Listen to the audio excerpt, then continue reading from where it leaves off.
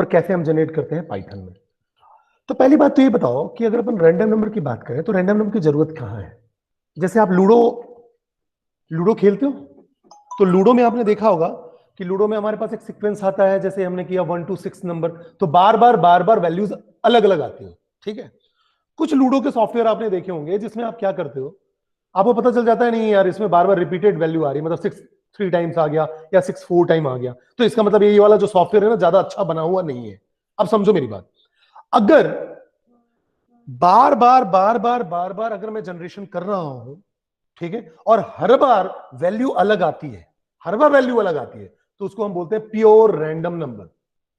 उसको हम क्या बोलते हैं? Pure random number. जैसे कोई एग्जांपल बताओ, प्योर रैंडम नंबर का कोई एग्जांपल बताओ मुझे, कोई भी, कोई ऐसा एग्जांपल बताओ जो प्योरली रैंडम है, जो कभी रिपीट नहीं होता है। कोई भी बेटा ऐसा कोई नंबर है जो कभी रिपीट ही नहीं होता?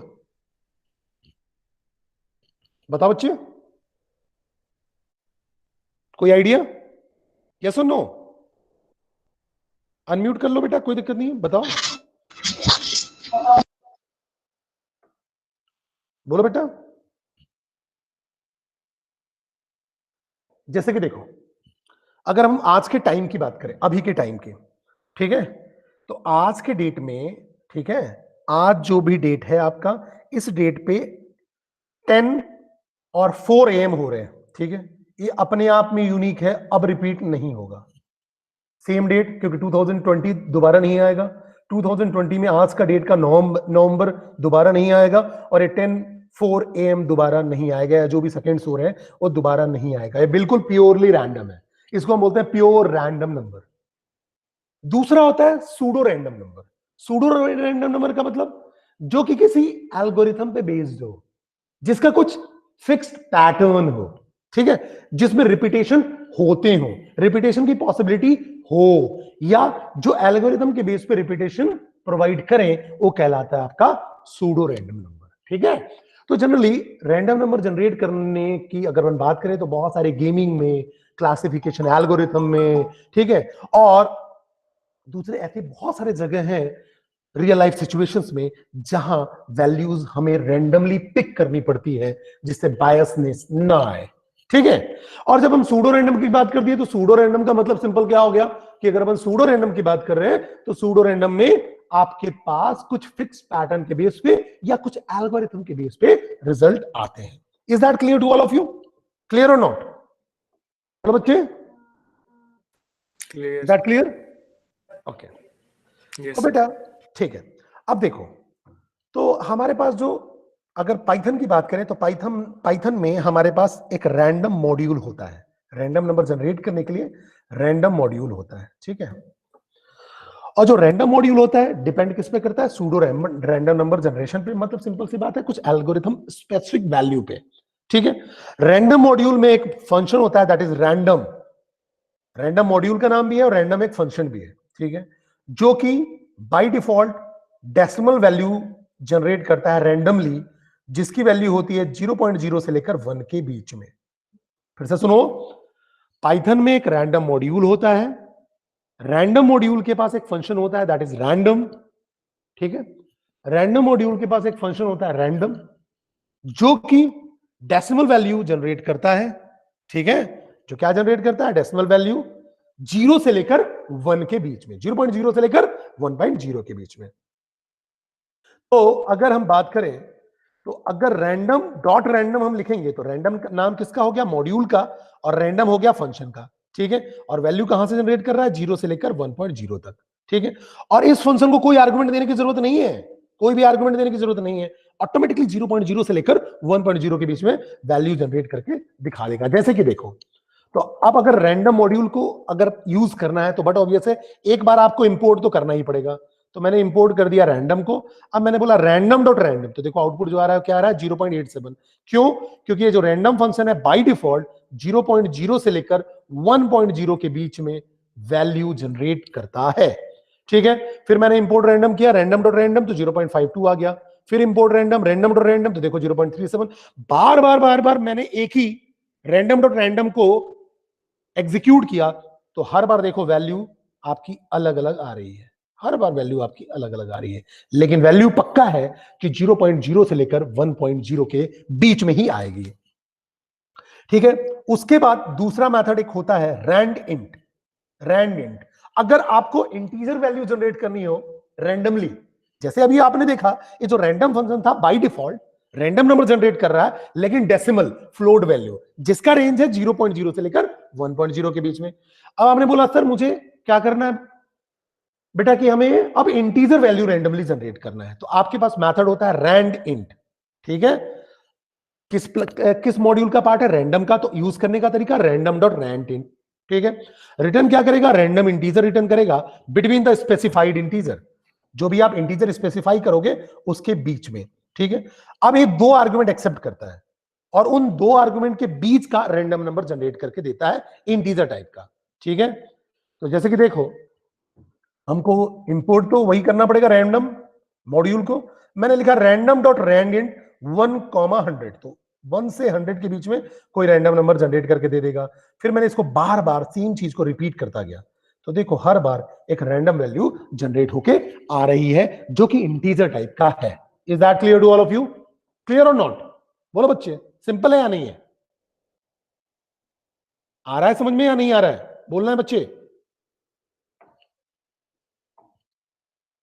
Is that clear?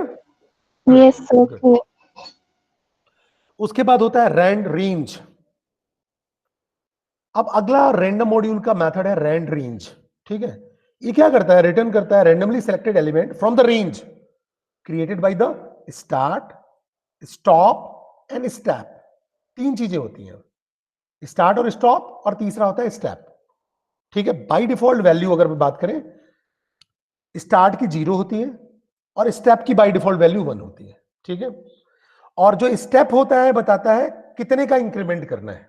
मतलब समझो, जैसे मैंने बोला इंपोर्ट रैंडम और रैंडम डॉट रैंड रेंज, मैंने क्या बोला, इंपोर्ट रैंडम और रैंडम डॉट रैंड रेंज, तो 1,10 बोला मैंने, तो बट ऑब्वियस है इनके बीच का आपका वैल्यू मिल गया। अब जो मैं बोलूंगा 1,10,2, तो जो रैंडम नंबर आएगा उसको +2 कर देगा, वो इंक्रीमेंट कर देगा 2 का। ये तो 1,10 तो बता रहा है स्टार्ट और स्टॉप पोजीशन, ठीक है, रेंज का, और ये जो स्टेप बताता है वो इंक्रीमेंट करता है, उतनी वैल्यू का इंक्रीमेंट कर देता है। ठीक है, अब अपन बात करते हैं रैंडम चॉइस। रैंडम चॉइस क्या करेगा, रैंडमली जो सीक्वेंस होगा, जो नॉन एम्प्टी सीक्वेंस होगा, उसमें से रैंडमली कोई वैल्यू पिक कर लेगा, और अगर आपने सीक्वेंस एम्प्टी दिया हुआ है, कोई भी वैल्यू असाइन नहीं की हुई है, तो इंडेक्स एरर आएगा। जैसे कि समझो अगर मैंने बोला इंपोर्ट रैंडम और मैंने बोला रैंडम डॉट चॉइस कंप्यूटर, तो इस कंप्यूटर में से कोई भी वैल्यू पिक करके दे देगा। फिर मैंने बोला रैंडम चॉइस, अब मान लो मैंने 12, 23, 45, 67, 65, 43, तो 23 दे दिया। फिर रैंडम डॉट चॉइस, और फिर इसको बार बार रन करोगे तो अलग अलग वैल्यू देगा, 12, 23, 45, 67, 65, 43, तो 43 दे दिया। लेकिन मैंने रैंडम डॉट चॉइस, चॉइस के अंदर कोई भी वैल्यू नहीं रखी, तो अब एम्प्टी लिस्ट रखते हो आप या एम्प्टी वैल्यू देते हो तो बट ऑब्वियस एरर आएगा। ठीक है, क्योंकि सीक्वेंस होना चाहिए, कोई ना कोई सीक्वेंस होना चाहिए। अब जो भी सीक्वेंस होगा उस सीक्वेंस में से वो अपने आप ऑटोमेटिकली कोई वैल्यू को स्पेसिफाई कर लेगा या पिक कर लेगा। फिर अगला होता है शफल। शफल जो है वो आपके लिस्ट को रीऑर्डर करने के लिए होता है। ठीक है, जैसे कि देखो आपने लिस्ट दी, आपने बोला नंबर्स 12, 23, 45, 67, 65, 43, बट ऑब्वियसली यहां इंपोर्ट करना पड़ेगा रैंडम को। अब एक ही प्रोग्राम में चल रहा था तो एक बार इंपोर्ट कर लेने के बाद दोबारा इंपोर्ट करने की जरूरत नहीं होती है, इसलिए मेरे में बिल्कुल सही चल रहा है। बाकी अगर आप सिंगल इसी को चलाते हो तो इंपोर्ट रैंडम करना पड़ेगा। फिर आपने बोला रैंडम मॉड्यूल और शफल आपने मेथड का नाम दिया, उसके अंदर आपने पास कर दिया उस लिस्ट का नाम नंबर्स। तो जब आप प्रिंट नंबर करोगे तो आपको पूरी की पूरी वैल्यू रीअरेंज्ड मिलेगी, रीऑर्डर मिलेगी। देखो 42 पहले आ गया, देन आपका 43 पहले आ गया, फिर 23, फिर 65, 12 ऐसे। फिर अगर आपने फिर से इसी सेम प्रोग्राम को चलाया तो देखो अब 65 पहले आ गया, फिर 67, फिर 12, 23, 45, 43। तो रैंडम शफल क्या करता है, shuffle functions randomly reorders the element in a list. Then होता है सैंपल पॉपुलेशन की।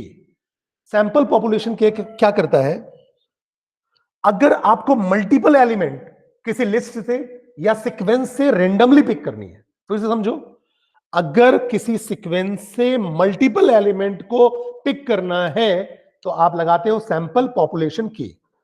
सैंपल में पॉपुलेशन जो होता है वो आपकी वैल्यूज होती हैं और के बताता है कि कितनी वैल्यूज को आपको पिक करना है। जैसे कि मैंने बात की इंपोर्ट रैंडम, और मैंने बोला city equal to Rajpura, Mohali, Chandigarh, Hisar, Pinjore. City में मैंने दे दिया राजपुरा, मोहाली, चंडीगढ़, हिसार और पिंजौर। अब मैंने बोला डबल कोट्स में pick 2 random element from list. अब यहां लिखा हुआ आ जाएगा pick 2 element random element from list colon. अब मेथड क्या लगाया मैंने, मॉड्यूल लगाया रैंडम और मेथड लिया मैंने फंक्शन सैंपल। उसके अंदर पहला पॉपुलेशन जाएगा, पॉपुलेशन मतलब जो वेरिएबल का नाम है, तो सिटी, और कितनी वैल्यू पिक करनी है 2, तो ये 2 वैल्यू रैंडमली पिक कर लेगा, जैसे राजपुरा और चंडीगढ़ पिक हो गया। अगली बार मैंने बोला सिटी कॉमा 3, तो 3 वैल्यू रैंडमली पिक हो जाएंगे, हिसार, चंडीगढ़ और राजपुरा, और किसी भी ऑर्डर में पिक होकर प्रिंट होंगे। सेम ऑर्डर नहीं होगा, किसी भी ऑर्डर में पिक हो जाएंगे और प्रिंट होंगे। एक अगला होता है सीड। सीड फंक्शन क्या करता है, सीड फंक्शन ऐसा तरीका है जिसमें हम सूडो रैंडम नंबर जनरेशन करते हैं। सूडो रैंडम नंबर जनरेशन का मतलब यह हुआ कि जब आपको कोई फिक्स वैल्यू या कोई फिक्स पैटर्न में प्रिंट करना हो, जब आपको वैल्यू किसी फिक्स पैटर्न या सेम सीक्वेंस में प्रिंट करना हो तो हम सीड का यूज करते हैं। सीड में आपके पास पहला वैल्यू स्पेसिफाई करता है कि आप किस बेस पे सीडिंग करने वाले, कौन से वैल्यू पे सीडिंग करने वाले हो, और दूसरा बताता है कि वर्जन बता दो कि कौन से वर्जन पे। दोनों ही ऑप्शनल है, ना दो तो भी कोई फर्क नहीं पड़ता, ना दो तो भी कोई फर्क नहीं पड़ता। ठीक है, पहला ए किस वैल्यू पे सीड करना है, ठीक है, if the A value is none then by default current system time is used. ठीक है, अगर आप ए की वैल्यू कुछ भी नहीं दोगे तो बाय डिफॉल्ट मैंने आपको बताया कि सिस्टम का टाइम, अगर आज का करंट का टाइम अगर आपने रख लिया तो करंट सिस्टम टाइम जो होगा वो बाय डिफॉल्ट रैंडम है, जो दोबारा आने की प्रोबेबिलिटी ही नहीं है, तो bye default current system time को पिक कर लेता है। ठीक है, और अगर आपने कोई वैल्यू दी तो जो आप वैल्यू दोगे उसके बेस पे सीडिंग करेगा। ठीक है, with version 2 a string bytes or byte or a object get converted to an integer and all of its bits are used। अगर वर्जन 2 की बात करते हो तो स्ट्रिंग, बाइट्स और बाइट अरे सारे के सारे इंटीजर में कन्वर्ट होते हैं। ठीक है, आप स्पेसिफाई कर सकते हो और बाकी वर्जन देने की जरूरत है नहीं, ऑटोमेटिकली वो वर्जनिंग ले लेगा। ठीक है, बाय डिफॉल्ट वर्जनिंग 2 होती है। ठीक है, तो अब मैंने इसको सूडो रैंडम क्यों बोला, सीड फंक्शन को मैंने सूडो रैंडम नंबर जनरेशन क्यों बोला, क्योंकि ये जो सीड वैल्यू होगा बेस होगा रैंडम नंबर जनरेट करने का, और जो सीरीज रिक्वायर्स होगी वो स्टार्टिंग सीड से लेगा और एक पर्टिकुलर एल्गोरिथम के बेस पे होगा। मतलब सेम वैल्यू बार बार रिपीट करना चाहते हो तो आप रैंडम डॉट सीड यूज करो। एग्जांपल से समझते हैं तो आपको समझ में आ जाएगा। जैसे मैंने बोला इंपोर्ट रैंडम, मैंने बोला print random number with seed 30, तो अगर मैंने बोला रैंडम नंबर विद सीड 30 ये प्रिंट हो गया।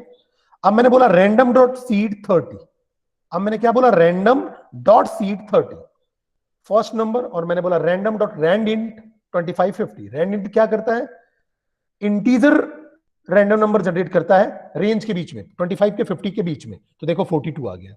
फिर मैंने बोला रैंडम सीड 30, फिर मैंने बोला 2550। तो अब जितनी बार 2550 रेंज आप लेते रहोगे और सीडिंग 30 होगी सेम वैल्यू आएगी, फिर सीड 30 है और रेंज 2550 है फिर सेम वैल्यू आए। अगर आपने रेंज यहां कर दिया 25,40 तो जो आपका रैंडम नंबर जनरेट होगा वो अलग होगा, लेकिन जब तक सीड 30 है और आपका रेंज 2550 है उस पूरे के पूरे प्रोग्राम में 42 ही आएगा। तो सीडिंग अगर आपने कर दी, सीड वैल्यू दे दी, उस सीड वैल्यू पे जितने भी रेंज के रैंडम नंबर जनरेट करोगे वो सारे के सारे सेम होंगे जब तक कि आप रेंज चेंज ना करो। ठीक है, अब जैसे कि देखो, अब मैंने बोला इंपोर्ट रैंडम और फिर मैंने सीड वैल्यू दे दी 10। ठीक है, अब मैंने बोला रैंडम नंबर विद सीड 10 और रैंडम डॉट रैंडम, तो देखो यहां 0.57 आ रहा है क्योंकि ये रैंडम फंक्शन फ्लोट में वैल्यू देता है। वहां मैंने पीछे क्या यूज किया था, रैंड इंट। रैंड इंट क्या करता है, इंटीजर वैल्यू जनरेट करता है, और जो रैंडम फंक्शन होता है वो फ्लोट वैल्यू जनरेट करता है। तो वैल्यू कितनी आ गई 0.5140। अब फिर मैंने सीड 10 किया और रैंडम डॉट रैंडम करूंगा तो सेम वैल्यू आएगी, फिर रैंडम डॉट सीड किया तो 0.57140 ही आ रही है। मतलब अगर सीडिंग सेम है और इसके पैरामीटर भी जो आप फंक्शन यूज कर रहे हो उसका भी सेम है तो वैल्यू सेम आती है। सीडिंग सेम पैटर्न जनरेट करने के लिए होता है। क्यों? क्योंकि ये किसी पर्टिकुलर एल्गोरिथम पे चल रहा है जो कि सेम पैटर्न जनरेट करने में मदद करता है. Is that clear to all of you? Clear or not? बोलो बच्चे, क्लियर और नॉट? बात समझ में आई Yes, या नहीं? sir.